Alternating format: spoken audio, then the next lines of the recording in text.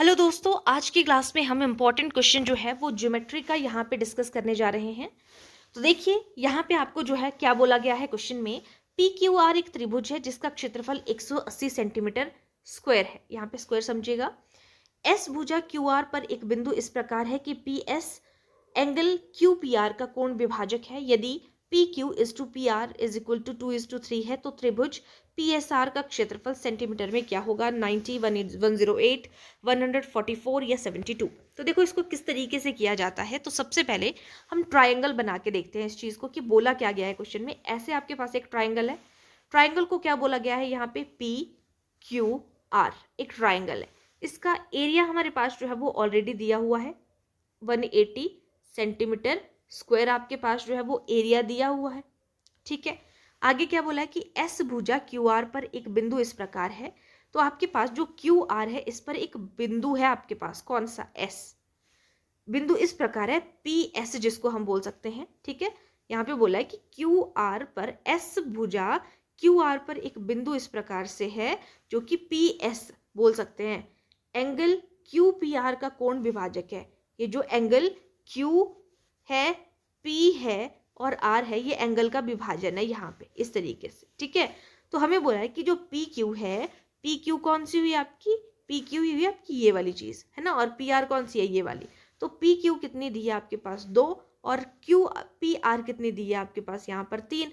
तो हमें त्रिभुज पी एस आर का एरिया निकालना है। ये वाली जो चीज है इसका एरिया निकालना है हमने। ठीक है, हमें पूरी चतुर्भुज त्रिभुज का क्षेत्रफल पता है कि A1 सेंटीमीटर स्क्वायर आपके पास दिया हुआ है। ठीक है, लेकिन हमें किसका निकालना है? जो आपकी पी एस आर है। तो देखो इसको किस तरीके से किया जाता है।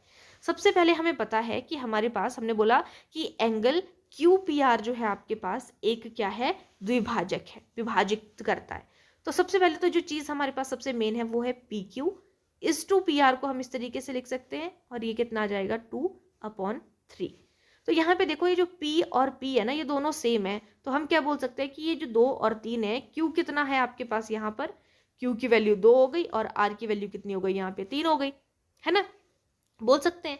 तो जब मैं इन दोनों को जोड़ दूंगी तो क्या बन जाएगा आपके पास? Q प्लस R, यानी कि QR हो गया। और QR कितना हो गया? 2 + 3 कितना हो गया? 5।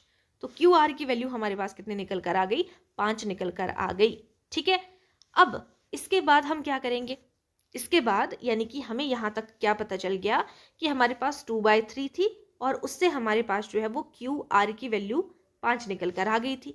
अब एरिया जब भी निकाला जाएगा तो एरिया किस चीज़ का निकालने को बोला है? पी एस आर का एरिया निकालने को बोला है।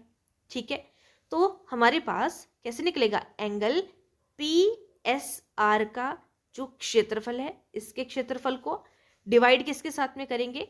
जो पी क्यू आर है, क्यू पी आर भी बोल सकते हो या पी क्यू आर भी बोल सकते हो, है ना। तो ये त्रिभुज पी क्यू आर का क्षेत्रफल इसके साथ में डिवाइड करेंगे, और टोटल क्षेत्रफल आपके पास यहाँ पर दिया हुआ है 180, है ना। तो पी एस आर का क्षेत्रफल कितना है? पी एस आर की जब हम बात करें तो पी एस आर का यहाँ पे देखो, जब हम कट करके देखेंगे ना, पी को पी कट कर दिया हमने यहाँ से, आर का आर कट कर दिया, एस और आर बचा ना। तो एस की वैल्यू हमारे पास कितनी थी जो हमने पीछे देखा था? तो उसमें हमारे पास क्यू एस में से एस बचा था ना सिर्फ। तो एस की वैल्यू कितनी थी हमारे पास? 3 थी। इसको भी मैं यहाँ से कट कर रही हूँ, आप साथ साथ में नोट करते चलिएगा ताकि आपको सीक्वेंस से सारी चीज़ें पता चलती रहे। ठीक है, तो मैंने क्या कहा यहाँ पे कि हम क्या करेंगे? जो आपकी त्रिभुज पी क्यू एस है डिवाइडेड बाय त्रिभुज पी क्यू आर, तो इसमें से ये कट गया ना, तो यहाँ पे हमारे पास क्या बच गया? पी एस क्यू है। इस तरीके से P S Q, P S R है ना कि पी एस क्यू है। फिर से यहाँ पे लिख देती हूँ मैं इस चीज़ को। एंगल किस चीज़ का हमें दिया हुआ है यहाँ पर? जो ट्रायंगल है पी एस आर, इसको डिवाइड हम करेंगे किसके साथ में किया था? Angle P Q R. मैंने इरेज कर दिया था, इस वजह से कंफ्यूजन हो रहा है कि कौन सी चीज़ लिखी थी। तो इसको मैंने यहाँ पे कट कर दिया था, क्या बच गया था? एस और क्यू। तो एस की वैल्यू कितने निकल कर आई थी हमारे पास जब हमने P Q upon P S P R किया था? ठीक है, तो वो निकल कर आई थी हमारे पास, एस की वैल्यू कितनी है? 3 हमारे पास जो है वो निकल कर आई थी। ठीक है, 3 है।